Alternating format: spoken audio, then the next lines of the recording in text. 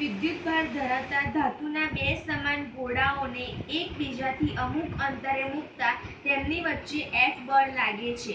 હવે તેમને વાહક તારથી જોડી અને છૂટા પાડી પછી એટલા જ અંતરે મૂકવામાં આવે છે તો તેમની વચ્ચે લાગતું બળ ખાલી જગ્યા. વિદ્યાર્થી મિત્રો, અહીંયા 2q અને -q વિદ્યુત ભારો આપેલા છે. આ બંને વિદ્યુત ભારો વચ્ચે બળ કેટલું લાગે છે બેટા? F બળ લાગે છે. તો વિદ્યુત ભાર કયો આપેલો છે અહીંયા? -q. અને આ કયો આપેલો છે? 2q. પણ અહીંયા આપણે એને +2q તરીકે લેશું અને બીજો -q તરીકે. આ બંને વિદ્યુત ભારોને જે ગોળા રૂપે ધારીએ આપણે, તો આ બંને ગોળાઓ પર લાગતું જે બળ છે તે બળ F તરીકે આપણે ધારેલો છે. કઈ રીતે ધારેલો છે? F તરીકે. હવે તે બળો F તરીકે લાગ્યો તો એને F તરીકે લેવામાં આવે ત્યારે આપણે કુલમના નિયમ પરથી સૂત્ર જાણીએ છીએ. F બરાબર સૂત્ર શું છે? K Q1 Q2 એટલે 2Q પહેલું. બીજો વિદ્યુત ભાર કેપિટલ Q અને પણ એ મેગ્નિટ્યુડ છે એટલે માનાંકમાં લેશું આપણે, એટલે મલ્ટિપ્લિકેશનમાં પ્લસ થશે upon vote we R taking here r². આ સૂત્ર થયું. હવે એની બીજી લીટી જો, શું બીજી લીટીમાં કહું છે? બીજી લીટી વાંચો એક જણો ભાઈ. હવે તેમને વાહકતાથી જોડી અને છૂટા પાડી પછી એટલા જ અંતરે મૂકવામાં આવે છે.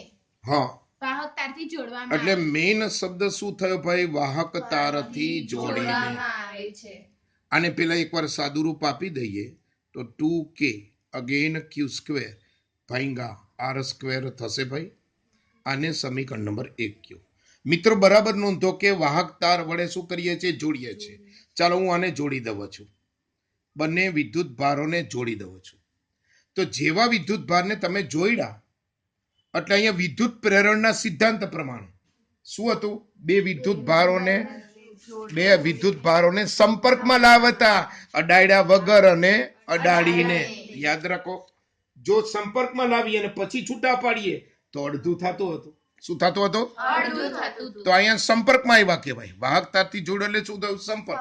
વિદ્યુત ભારના પ્રેરણના સિદ્ધાંત પ્રમાણે કહી શકીએ કે એક વિદ્યુત ભાર અને બીજો વિદ્યુત ભાર બંનેનો સરવાળો કરીને બે ભાંગવાનું, કારણ કે એ સંપર્કમાં આવ્યા. તો સંપર્કમાં આવવાને કારણે આપણે કહી શકીએ કે જે ટોટલ વિદ્યુત ભાર છે, charge, that is q dash is equal two, પહેલો વિદ્યુત ભાર કેટલો હતો? તો કે 2q. કેટલો હતો? 2q.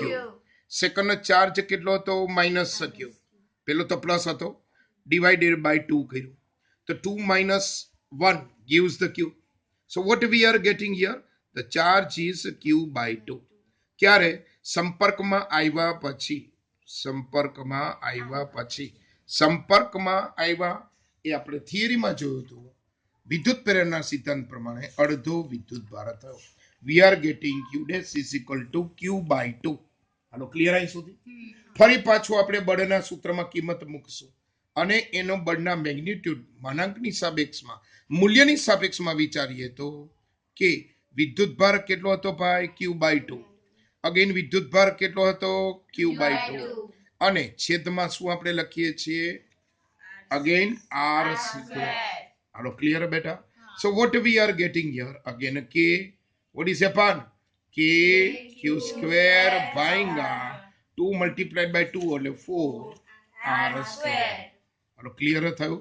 That is your f dash magnitude. માનાંકમાં f ડેશ સમજ્યું. આ આપણું બીજું સૂત્ર મળ્યું. શું કરવાનું? બંને સૂત્રનો ગુણોત્તર લેવાનો. શું કરવાનું? બંને સૂત્રનો ગુણોત્તર લેવાનો. જો આ બંને સૂત્રનો ગુણોત્તર લેવામાં આવે તો, એટલે કે એનો ગુણોત્તર મેળવવો હોય આપણે, તો આ બે સૂત્રનો ગુણોત્તર લેવા માટે ભાગાકાર કરશું. એટલે કે સમીકરણ 1 અને સમીકરણ 2 નો જો આપણે ગુણોત્તર લઈએ તો, એટલે કે again f divided by f dash. f બરાબર શું સૂત્ર મળ્યું હતું? 2k q² ભાંગા r². પેલાને ઇન્વર્સ કરો તો શું થશે? 4r² અપોન k q² થશે.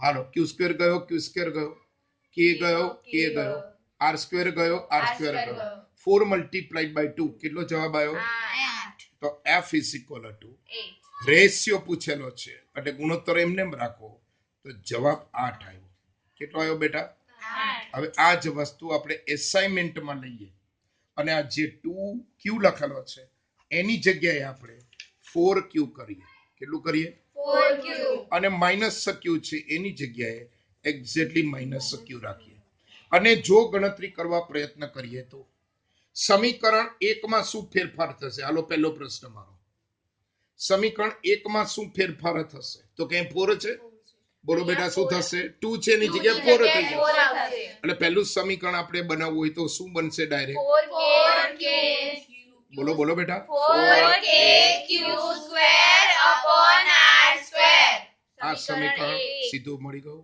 હા એ જ પ્રમાણે હવે આનો એલસીએમ ની વાત કરીએ અહીંયા 4q માઇનસ q એટલે કેટલું થશે 3q એટલે જવાબ q ડેશ બરાબર કેટલો મળશે 3/2 અને એસાઇનમેન્ટમાં જોવા જઈએ તો 3q/2 મળશે એસાઇનમેન્ટમાં તો હવે સમીકરણ 2 વિચારીએ શું થશે સમીકરણ 2 બેટા તો કે f ડેશ બરાબર અહીંયા k નો k અગેન 3q નો 3q upon by 2 multiplied by 3q again by 2 again divide by બોલો બેટા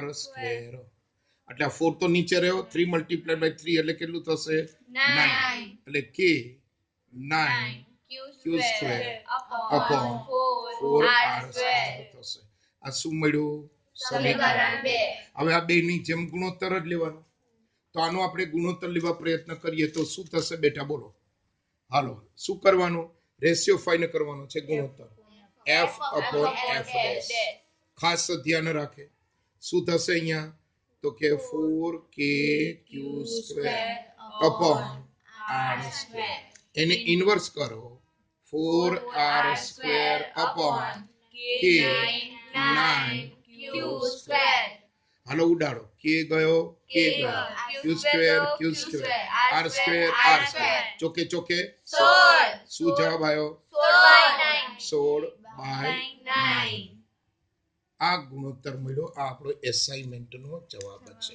ઓકે થેન્ક યુ